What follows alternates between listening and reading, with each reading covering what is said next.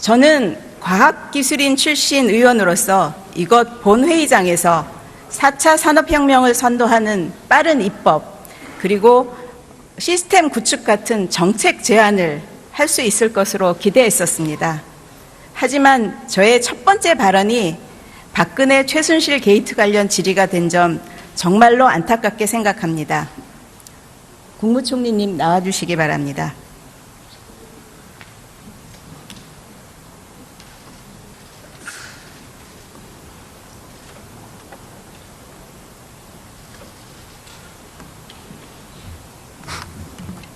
네, 총리님께서는 다음 주 목요일 17일이 무슨 날인지 알고 계시죠?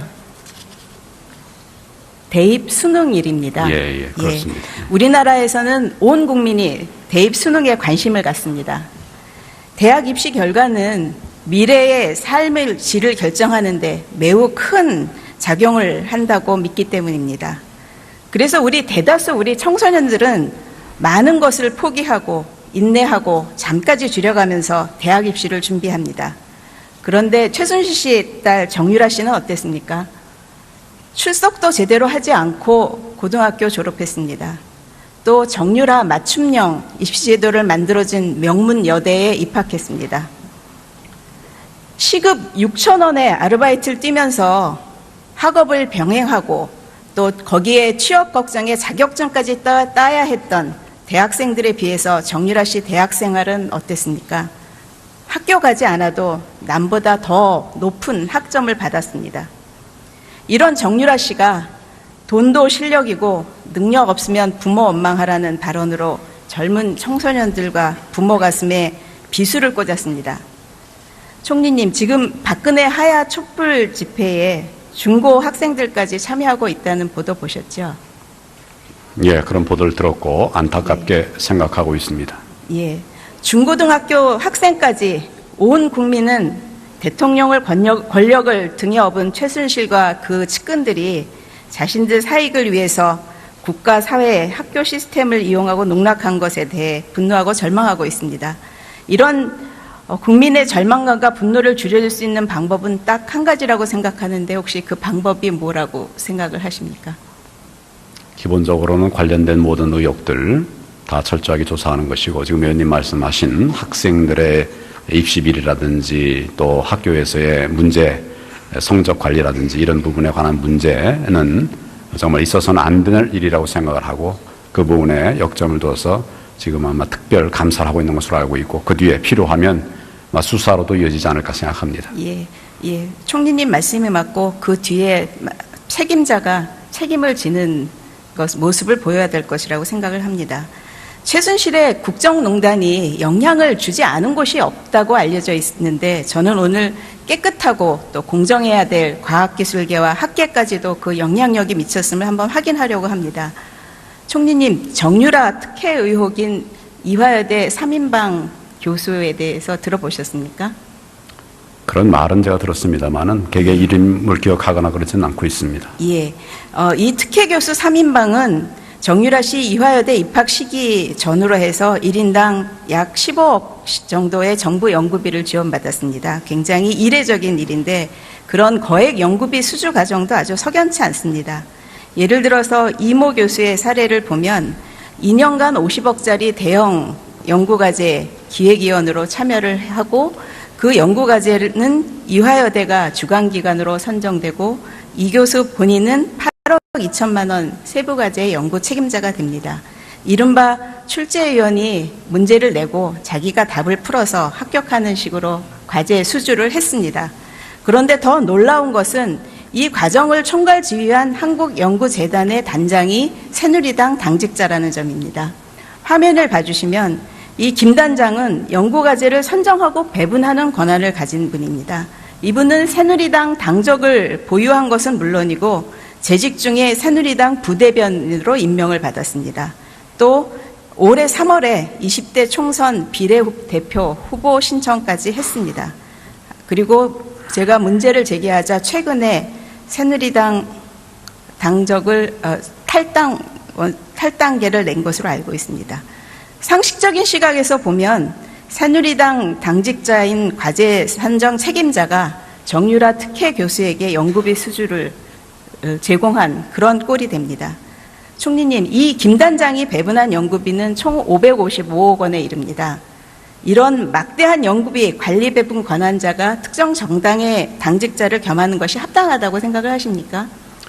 제가 알기로는 연구재단에 용역을 주거나 또 연구를 시킬 때는 위원회를 통해 가지고 심사를 해서 결정을 하는 것으로 알고 있습니다. 이게 정상적으로 할 수 있도록 시스템을 갖추고 있는데 과연 의원님 말씀하시는 그런 것이 사실인지에 관해서도 위원회 여러 가지 조사나 또 수사를 통해서 검토를 하도록 그렇게 조치를 하겠습니다. 그 당직자가 그 연구재단 단장을 겸하는 거는 괜찮다고 보십니까? 그 부분에 관해서도 적절하다는 생각이 들지 않습니다. 많은 그 경위라든지 이런 것들은 좀 조사를 해봐야 될 것으로 생각합니다. 예, 확실하게 챙겨주시면 좋겠고요. 한국과학창의재단이라는 곳 알고 계시죠? 네, 알고 있습니다. 예, 이 과학창의재단은 과학기술 저변 확대와 인재 육성을 하는 아주 중요한 기관입니다. 그런데 이 과학창의재단이 2013년 7월에 창조경제문화본부 조직 신설을 한 이후에 조직을 4번 바꿔가면서 창조경제 각종 행사 홍보에만 83억 원의 예산을 지출합니다. 일종의 창조경제 홍보 조직이 되어버렸습니다. 이곳에는 언론에 보도된 바처럼 청와대 5급 행정관으로 근무했었던 최순실 씨 조카 처남이 채용된 바도 있고요. 전임 이사장은 지난 9월 임기를 채우지 못한 채 갑자기 사임을 했습니다. 현재 이사장의 직무대행은 청와대 행정관 출신인 경영기획단장입니다. 이런 갑작스런 이사장 사임 후에 이사장 공모를 했는데 이 이사장 공모에 아까 말씀드린 특혜 교수 3인방 중에 한 분의 남편이 응모를 했습니다. 이분은 한국마필산업연구소 소장을 지내고 서울시 승마협회 이사를 역임한 말 전문가라는 고 알려져 있습니다. 그런데 정유라 특혜 의혹이 불거지기 시작하니까 공모 다음 날 바로 재단은 적격자가 없다고 발표를 했고 현재는 이사장을 재공모한 상황입니다. 일각에서는 정유라 특혜 의혹 그 교수 남편을 내정했다가 이게 비리 의혹이 나오니까 무산될 것 아니냐 하는 의혹이 나오고 있는데 혹시 총리님께서 들으신 바가 있으십니까? 그런 구체적인 내용까지는 제가 못 들었습니다만 이 문제에 관해서 여러 가지 의혹 제기된 것을 언론을 통해서 저도 봤고 아마 이런 부분들도 검토 대상으로 그렇게 관리할 것으로 생각합니다. 예. 이외에도 과학기술계에서 여러 그 단체장들이 임기를 못 마치고 돌연 사퇴한 경우가 많으니까 같이 조사를 해주시면 좋겠습니다. 총리님, 아이카이스트라는 회사에 대해서도 들어보셨죠? 저기 사진에 나온 것처럼 대통령을 비롯해서 정홍원 국무총리, 현호석 경제부총리, 이준식 교육부총리, 최문기 미래창조과학부 장관 등 정부의 고위관리들이 줄줄이 방문을 했었고 이 기업은 한국방송광고공사로부터 15억 원의 무료 광고 지원도 받았습니다. 이렇게 신생 벤처회사에 대통령과 정부 고위인사가 줄줄이 방문을 했었던 어떤 이유가 있다고 생각을 하십니까? 신생 벤처 기업들이 앞으로 더 커갈 수 있도록 또 그 해당 기업뿐만 아니라 이 영역에 종사하는 많은 신생 벤처들이 더 용기를 가지고 앞으로 나갈 수 있도록 정부 고위직들이 많이 방문하고 있습니다. 저도 여러 군데를 방문하기도 했고 개인적으로 알고 가는 사람은 하나도 없습니다만은 우리 정책적인 제안을 받아가지고 갔었는데 지금 의원님 말씀하신 이런 부분에 관해서 또 아마 의혹이 있다는 말씀이신 것 같은데 그 부분도 좀 챙겨보도록 그렇게 하겠습니다. 예, 사람들은 이 회사가 최순실 씨 전 남편 정윤회 씨 동생이 부사장으로 있었기 때문에 그 일이 가능했었던 거 아니냐고 말을 합니다. 말씀하신 대로 잘 챙겨봐 주셨으면 좋겠고요. 현재 이 아이카이스트 김성진 대표는 사기 혐의로 대전지검에 구속된 상태입니다. 170억 횡령 자금에 대해서 아까 말씀드린 부사장을 통해서 최순실 씨나 정윤회 씨 쪽으로 흘러 들어간 것이 아닌지도 조사를 하고 있다는 그런 그렇게 알려져 있습니다.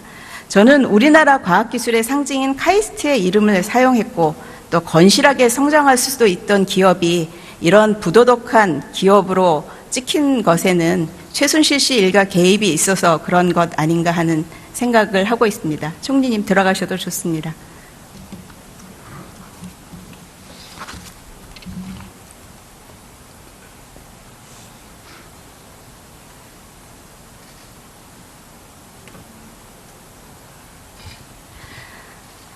지난 박근혜 정부 3년 반은 노력은 배신하지 않는다는 국민의 믿음을 저버린 국민 배신의 시대였습니다. 가장 공정하고 깨끗해야 할 과학과 교육의 현장까지 비선 실세의 농단에 무너지고 있었습니다. 정당한 노력이 부정되고 특혜와 부조리가 판치는 불공정의 시대였습니다. 하지만 우리나라는 이대로 무너질 수 없습니다. 우리는 4차 산업혁명 시대 격변기에 살고 있습니다. 국회를 방문했던 클라우스 슈밥 회장은 지금은 빠른 물고기가 느린 물고기를 잡아먹는 시대라고 말했습니다. 우리에게는 너무너무나 소중한 시간이 지나가고 있습니다. 저는 대통령에 대한 신뢰는 바닥에 떨어졌지만 박근혜 대통령께서도 나라를 걱정하는 마음을 가지고 있다고 생각합니다. 대통령께서 그토록 부르짖던 비정상의 정상화, 진정 정상화를 원하신다면 지금의 비정상적인 상황을 초래한 대통령께서 결심을 하셔야 합니다. 무엇보다도 먼저 진실된 자세로 모든 것을 털어놓고 모든 것을 내려놓고 물러나십시오. 본인이 하겠다는 욕심으로 정상화의 길을 가로막지 말고 제발 비켜주십시오. 그것만이 국민 앞에 속죄하는 길일 것입니다.